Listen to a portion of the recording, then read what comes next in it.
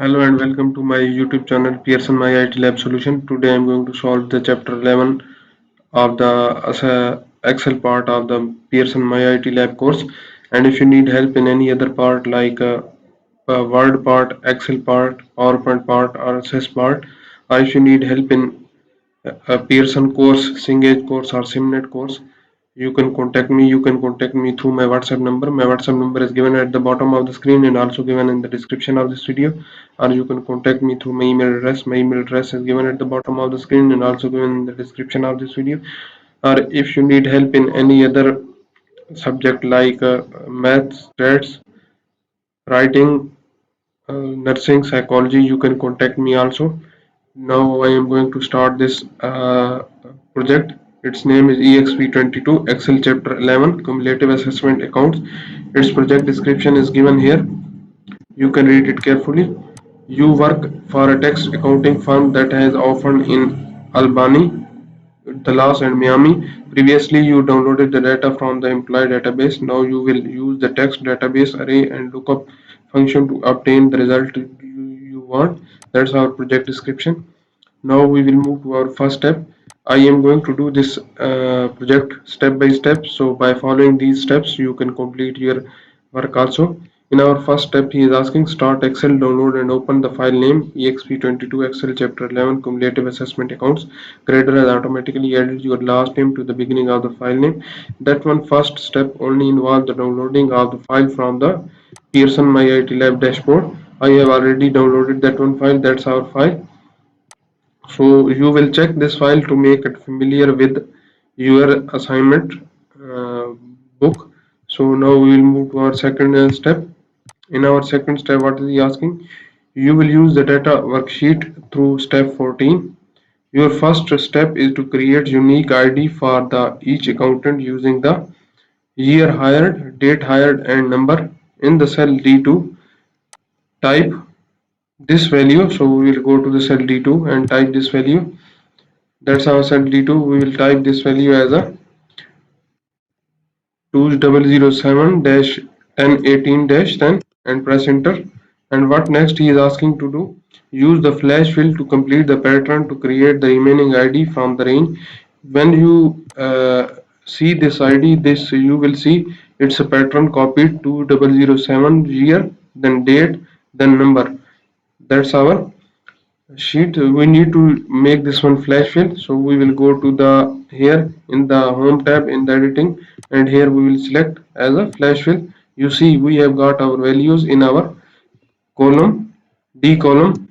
Its values are 2008 first, then dash 0218 dash 11. That's our step number 1. Hint: the home tab contains the flash fill option. We have already used the flash fill option. In our third step, what is he asking? The accountant full name are located in the column E. You want to separate the first name and last name. Select the range E2 to E26 and convert text to columns using the space as a delimiter. So we will go to the cell E2 to E26. This is our column that containing the complete name. We need to change it as a last name, first name and last name. So we will go to the data tab. Here in the we will select text to column, and then we will select next, and then select space as a delimiter, and then press next. And in our E2 cell our first name will remain, and in the cell F2 our last name will come. So that's our now first name column, and that's now our last name column. That's our step number 3. In our step number 4, what is he asking? Next, you want to display the accountant names with the last name and first name separated by a comma. In the cell G2, insert a text join function to join the last name and the first name for the first accountant using the comma and space as a delimiter. The name should display as Adams and Camille. That should be our name he gave us. So we will go to the cell G2. Here we will put is equal to, we will put text join column, text join function. That's our text join function. What is the our delimiter? our delimiter is the comma. He tells us the delimiter using the comma and space as a delimiter. So we will use as a comma. First our delimiter is comma. Then what is the second thing? He is asking to ignore empty cells. What is our first text? Our first text is Adams.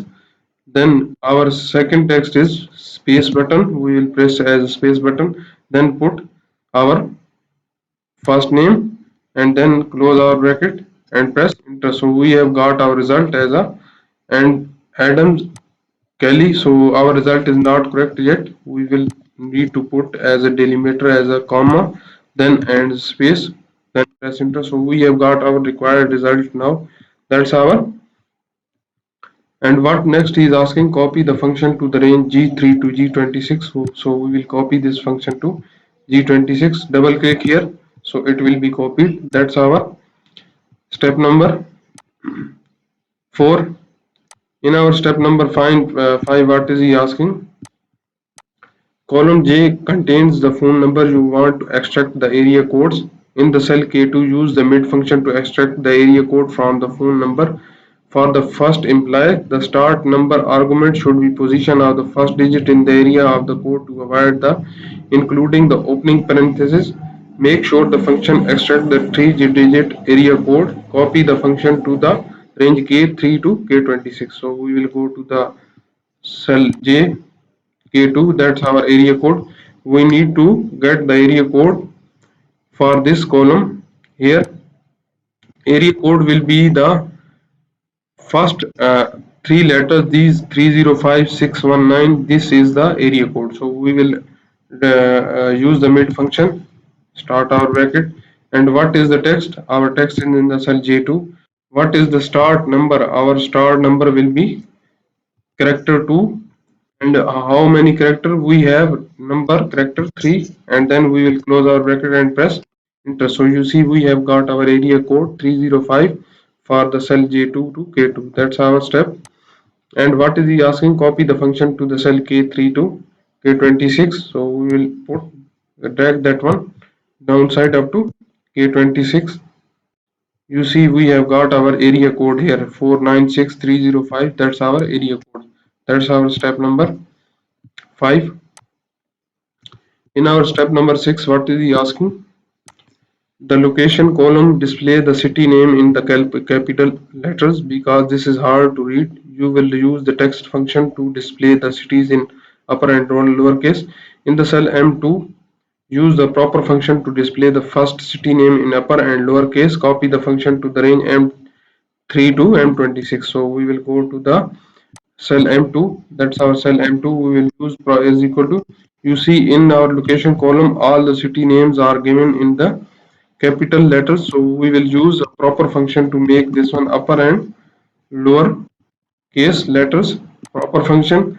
Then select L2 and close our bracket and press enter. So you see we have got a Miami name as upper and lower letters. So we will copy that one formula up to M36. That's our M26. That's our step number 6. In our step number 7, what is he asking? You want to create a criteria to range to perform an advanced filter to criteria are one text accounting in Miami and two text accounting in Columbus. Copy the range A1 to M1 and paste it A28 to M28. So we will select A1 to M1. This is our cell A1 to M1. We will copy that one, press Ctrl plus C and go to the M28 cell, A28 cell. That's our cell A28 and paste it here as a. That's our step. Next, what we need to do, enter text accounting and Miami in the cell respective in the row 29. So we will use text accounting. Here is the title. We will use as a text accounting. Make sure that there is no extra space in this while pasting that one criteria and Miami as a. So we will use as a Miami in the city column. Miami. Press enter. And what next he is asking to do in the row and in the row 30 text accounting, we will put text accounting in the row 30. That's our text accounting. We will put that one. Press enter. And next, what we need to do? Columbus in the respective row 30. That's our Columbus. And press enter.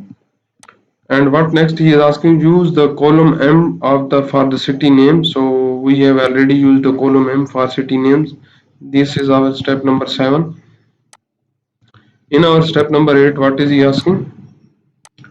Now you are ready to perform the advanced filter by copying the database below the range criteria. Select the cell within the database. Select A1 to M26 as a list.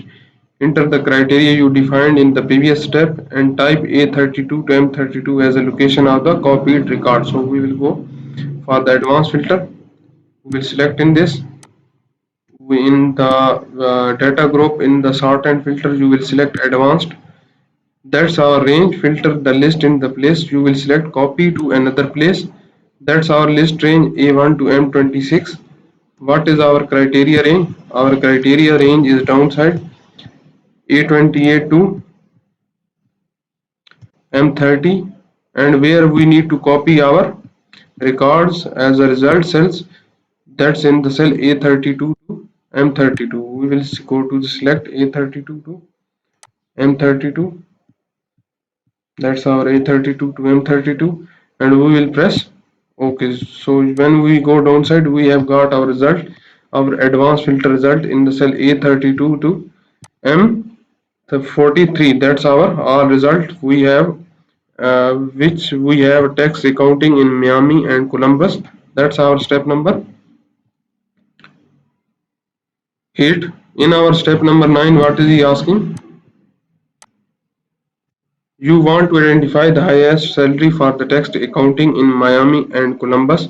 In the cell P2, insert a dmax function. Use the original dataset, the column heading, salary, and the criteria range. So we will go to the cell P2 upside. That's our P2 cell. We will put equal to. We will use dmax function. Dmax function to start our bracket. What is our database? It already tells us the database. In the hint, it has the use the original database set.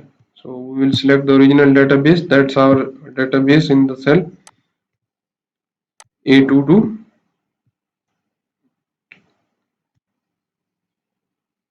A2 to M26. That's our database. What are the fields? He tells us the field will be salary, the column heading salary, and the criteria range. So we will use as a field as a salary. That's our field. We will select the salary field. That's our salary. What is the criteria? Our criteria will be the A28 to M28. That's our criteria. You will use that one criteria and close our bracket and press enter. So we have got our result in the cell P2. That's our step number. That's our step number 9. We have total 19 steps in this assignment. I have performed 9 steps in this video.